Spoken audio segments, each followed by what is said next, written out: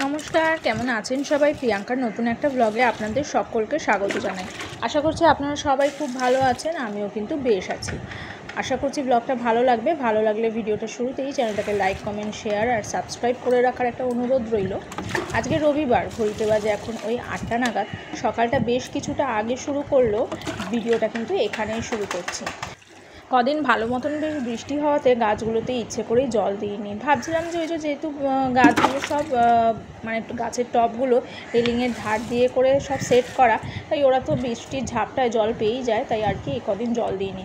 কিছু কিছু পাতলা গাছ, যেমন যে উচ্ছে গাছটা দেখলেন সেই বা অপরাজিতা, এইসব গাছের যদিও অপরাজিতার একটু জলটা বেশি লাগে, কিন্তু এই উচ্ছে টুচ্ছে ওই সব পাতলা গাছে তো জল বেশি দিলে গাছগুলো মরেই যাবে।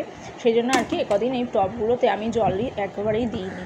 আর আজকে জল দিচ্ছি। আর এই দেখছি অপরাজিতার গোড়ায় ঝাঁকড়াটা তুলে দেখি কত মানে কারি পাতার গাছ হয়েছে। তো দেখে এত ভালো লাগলো, প্রথমে বুঝতে পারিনি জানেন যে এগুলো কারি পাতা কিনা। আমি ভেবেছিলাম কোন জংলা গাছ, তুলে ফেলে দিতে যাচ্ছিলাম। তারপরে আমার এক বন্ধুকে এই গাছটা ছবি তুলে পাঠালাম, ওর বাড়িতেও কারি পাতার গাছ আছে। ও আমাকে বলল যে কারি পাতার নিজের একটা স্ট্রং অ্যারোমা আছে, দেখ একটা পাতা ছিঁড়ে যে গন্ধটা কীরকম। তো সেদিন আর ছিঁড়িনি জানেন, তারপরের দিন ছিঁড়ে গন্ধটা মানে পাতাটা নাকের সামনে নেওয়া মাত্রই ওই চানাচুর চিড়ে ভাজাতে যেমন কারি পাতার একটা সুন্দর গন্ধ ছাড়ে, সেরকমই গন্ধটাও দেখে তো মনটা খুব ভালো হয়ে গেল যে যাক, এবার কিছু মানে কারি পাতা এখান থেকে নিয়ে কিছু খাবার বানানো যাবে। আর দেখেছেন ছাদে কিন্তু একজন অতিথি এসছে, একটা ঘুঘু। আমাদের ছাদে নানান জায়গায় তো আগে ওই লেজওয়ালা পাখিগুলো তো এদিক ওদিক বাসা করতোই, তো এখন কিন্তু ওই পাখিগুলোকে অনেক দিন দেখি না। এখন দেখি মাঝে মাঝেই দু একটা করে ঘুঘু, আর ঘু ঘু করে মানে যখন ডাকে তখন আওয়াজগুলো শোনা যায়। তো যাই হোক, ওই জন্য একটু ক্যামেরাবন্দি করার ইচ্ছে হলো, তা করলাম। আর তারপরে কিন্তু অ্যাকচুয়ালি আমি গাছে জল দিচ্ছিলাম জামা কাপড়গুলো ড্রাইতে দিয়ে। তো ওইখানে গাছে জল দেওয়া হয়ে গেছে আর ড্রায়ারও অফ হয়ে গেছে, তাই ভাবলাম জামা কাপড়গুলো মেলে দিয়ে একবারে নিচে যাব। আর রবিবার যেহেতু, সেই জন্য অনেক কটা কাজ মনে মনে, মানে প্রিয়াংশ যতক্ষণ না ঘুম থেকে উঠছে মনে মনে অনেক কটা কাজ কিন্তু আমি একের পর এক করে সাজিয়ে রেখেছি যে কি করব ও যতক্ষণ ঘুমিয়ে আছে। তাই ওইদিকে গাছে জল দেওয়া, জামা কাপড় কেচে নেওয়া সব হয়ে গেছে। আর এদিকে গাছের কিন্তু একটু মাটি খুঁড়ে আমি কিন্তু গাছের গোড়ায় একটু সারও দিয়ে নিয়েছি। সেটা আর ভিডিও করে করা হয়ে ওঠেনি। আর রবিবার তো বুঝতেই পারছেন, সবই যদি ক্যামেরাবন্দি করতে থাকি তাহলে আর কি কাজ কোনোটাই সময় শেষ হবে না। আর এদিকে প্রিয়াংশের আজকে একটা স্পিচ থেরাপির ক্লাসও আছে, তাই স্যার আবার কখন টাইম দেবেন ফোন করে হঠাৎ করে, সেই জন্য আমি আর কি তাড়াতাড়ি করে কাজগুলো শেষ করছি। আর তাই ওর স্কুলের শার্টটা আর স্কুলের ড্রেসটা এখন ভালো করে ইস্ত্রি করে নেব। আগামীকাল যদিও স্কুলটা অনলাইন মোডে আছে, কালকে শার্টটা ইস্ত্রি করলেও হতো, কিন্তু ওই অনলাইনেও তো বসতে হবে ওই শার্টটা পরেই আর কি, মানে প্যান্টটা আর শার্টটা দুটো পরেই, তাই এই জন্য আজকে কিন্তু এই সময়টা বসে ভালোভাবে পরিপাটি করে ইস্ত্রিটা করে নিচ্ছি। আর এই ইস্ত্রি করতে করতে ভেবে নিচ্ছি যে স্টেপ বাই স্টেপ এরপরে কোন কাজগুলো গুছিয়ে নেব। আর কারণ আজকে রবিবার দিন, এই শনি রবিবার যেহেতু স্কুলটা থাকে না, তাই আমি কিন্তু অনেক কটা কাজ চেষ্টা করি সেরে নিতে। মানে সারা সপ্তাহে যে কটা কাজ আমি এড়িয়ে চলি স্কুল ডেজে, সেইগুলো আর কি এই সপ্তাহে মানে করে নিই শনি রোববার করে। আর এই যে দেখুন ওইদিকে ইস্ত্রি করা হয়ে গেছে।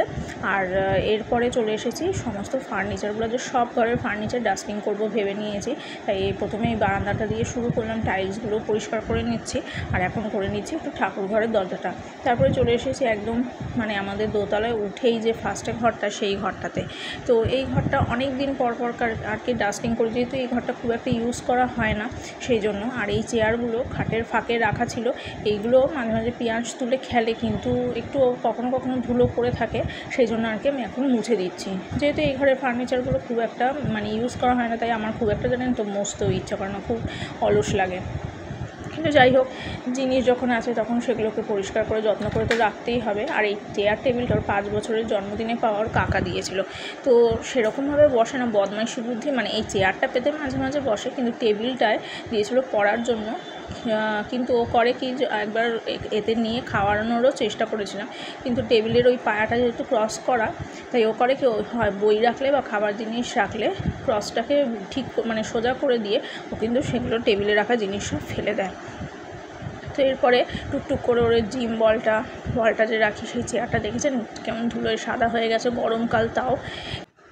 এরপর এক এক করে নেবো ওই কম্পিউটার টেবিলের কম্পিউটারটা অ্যাকচুয়ালি এখন ইউজ করা হয় না, মানে সব কিছু ফোন বা ল্যাপটপেই তো মোটামুটি হয়ে থাকে, সেই জন্য আর কি ডেস্কটপটা এখন খুব একটা ইউজ করা হয় না, খুব একটা কেন বন্ধই থাকে বলা যায়। তো কম্পিউটারটা ভেবেছিল যে সেল করে দেবে, কিন্তু যাই হোক রয়েছে যখন সেটাকে পরিষ্কার করে একটু ঠিকঠাক করে রাখতেই হবে। তো এটা কম্পিউটারটা অনেক দিনের, আর এইভাবে আস্তে আস্তে কিন্তু সমস্ত ফার্নিচারগুলো পরিষ্কার করে নেব।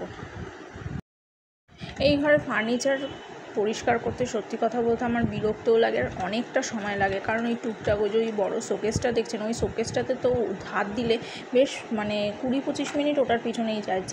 চেয়ারের ওপর দাঁড়িয়ে ওপরে সেলফগুলো মুছবো, সে দেখতেই পাবেন আপনারা, বা এই ধরুন ভিতরের জিনিসগুলো যদিও রোজ বের করে এরকমভাবে পরিষ্কার করা হয় না, ওই কখনো আর কি বের করে পরিষ্কার করি, কিন্তু ওর মধ্যে আবার কিছু জিনিস অনেক পুরনো চীনামাটির সেট, তখন সেগুলো আর কি সেইভাবে মানে দেখে আর কি, কোনো চীনামাটির সেট তো আবার বেশিরভাগ রেখে দিলে মানে চিড় খেয়ে যায়, তখন সেগুলো দেখে আবার ফেলে দিই, যেগুলো চিড় খাওয়া, এগুলো অনেক দিনের ডিনার সেট বা কাপ সেট।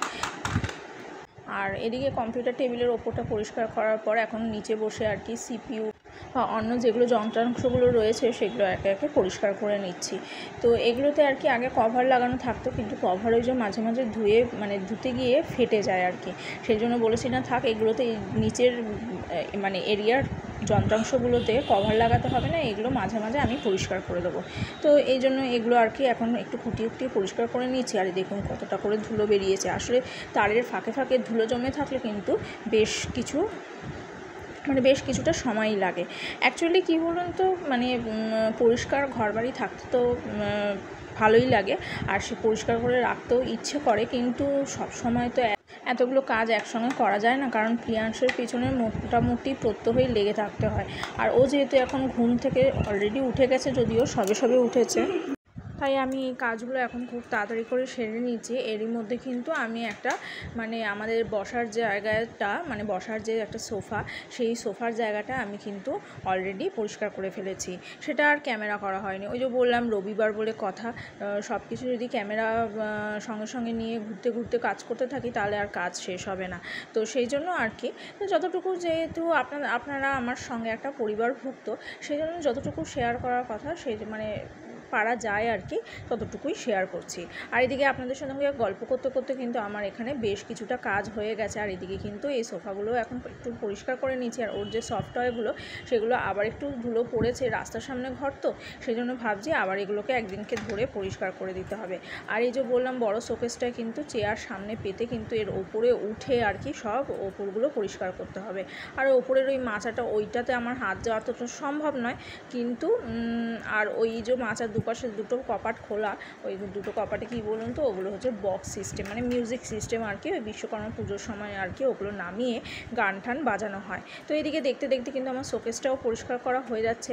আর এখানে কিছুটা না, বেশ কিছুটা ওই ধরুন আর্ট ক্রাফটের কাজ করার জন্য আর কি প্রিয়াংশের কিছুটা কাগজ এখানে জমা হয়ে রয়েছে, তো সেগুলো আর কি মাঝে নামিয়ে একটু মুছিয়ে, আবার মাঝে যখন দরকার হয় তখন আর কি এখান থেকে নামিয়ে নিই। তো এদিকে এই কাজটা আমার সম্পূর্ণটা হয়ে গেছে, মানে এই পাশটা হয়ে গেছে, তো এই পাশটা আর একটু পরিষ্কার করা হয়ে গেলেই কিন্তু এই ঘরটা মোটামুটি পরিষ্কার করা হয়ে যাবে। তো চলুন ডাস্টিং ক্লিনিংয়ের কাজ সমস্ত সারা। ওঠো অনেক বেলা হয়ে গেছে। তারপরে ও ওঠার পরে এখন একটু বিছানাটা ভালোভাবে পরিষ্কার করে দিয়ে তারপরে যাব ওইদিকে। এদিকে কিন্তু আমার একটু আলু ভাজা কাটা হয়েছে, সকালে অলরেডি একবার ভাত হয়ে গেছে এই যে, আর এখানে হয়ে রয়েছে একটা সবজির ঝোল। তা এদিকে আলু ভাজা কেটে অলরেডি বসিয়ে দেওয়া হয়ে গেছে, আর কিছুটা আলু কাটা রয়েছে, দেখে বুঝতেই পারছেন রবিবার বলে কথা। তো আলু ভাজাটা হয়ে গেলে রুটি দিয়ে আমরা আর কি এটাই খেয়ে নেব। আর এদিকে দেখুন দেখতে কিন্তু আমার দুপুরের ভাতটাও হয়ে গেছে। আর ওই যে রবিবার বলে কথা, তাই চিকেন এনেছে, তো এখন আলুগুলো ভাজা হচ্ছে। আর চিকেনটা কিন্তু আমি আগেই নুন মাখিয়ে রেখেছি। আমি দেখেছি হঠাৎ করে প্যাকেট থেকে বের করে সেটা যদি রান্না করতে থাকি তাহলে কিন্তু ঠিক নুন বিদ্ধ হয় না, সেজন্য আমি আগে একটুখানি নুন মাখিয়ে রাখি, তাহলে কি মানে যখন আর কি বাইটগুলো নেয় তখন আর কি ভালো লাগে, মানে একেবারে ফ্যাকাশে লাগে না। তো এদিকে কিন্তু আমার বেসিনে বেশ কিছুটা বাসন জমেছে, কাজের দিদি অনেকক্ষণ আগেই চলে গেছে, তো তারপরে আর কি টিফিনটা খাওয়া হয়েছে, সেজন্য কিছুটা বাসন পড়েছে, সেগুলোকে এখন আমি একটু মেজে নিচ্ছি। তো অন্যদিকে কিন্তু দেখতে পাচ্ছেন কড়াইয়ের কোনাটা দেখা যাচ্ছে, কড়াইতে কিন্তু আমার মাংসটা কষানো চলছে। আর এদিকে এ হাতে কাজ মানে বেসিনের কাজটাও অন্য হাতে কিন্তু আমি সেরে নিচ্ছি, কারণ এখানে এক বেসিন বাসন জমা হয়ে থাকলেও বড্ড বিরক্ত লাগে। এই যে টিফিনের বাসনগুলো যেটা বললাম পড়েছিল, সেগুলোই আর কি এখন ধুয়ে নিচ্ছি।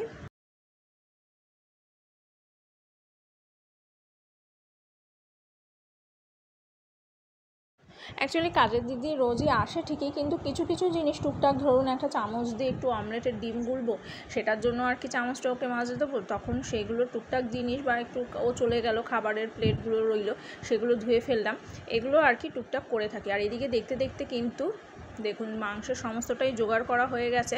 তখন ভুল বলেছিলাম আর কি, তখন না বাসন মাজতে মাজতে ওই সাইডে কড়াইতে মাংসের আলুটা আর কি ভাজা হচ্ছিল।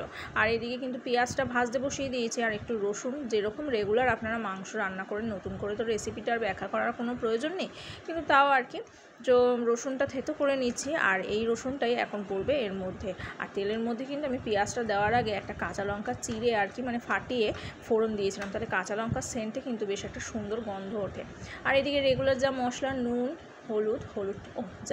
হলুদটা একটু কম হয়ে গেছে, অ্যাকচুয়ালি আরেকটা প্যাকেট কাটতে হবে, কৌটোয় হলুদটা শেষ হয়ে গেছে। আর এদিকে শুকনো লঙ্কা, কাঁচা লঙ্কা বাটা দুটোই দিলাম, জিরে আর একটু আদা বাটা দিয়েছি, হলুদটা একটু দিতে হবে, দাঁড়ান। তো এরই মধ্যে হলুদটা আরেকটু দিয়ে নিয়েছি। আর এরপরে ওই পেঁয়াজের সঙ্গে মশলাটা কষিয়ে কিন্তু আমি চিকেনগুলো যেটা নুন মাখানো ছিল সেটাকে দিয়ে এই দেখুন দেখতে দেখতে কিন্তু আমার কষানো হয়ে গেছে ঢাকা চাপা দিয়ে। তখন ওই ভাজা আলুগুলো দিয়ে দিলাম, আর একটু নাড়াচাড়া দিয়ে তারপরে জল দিয়ে দিই।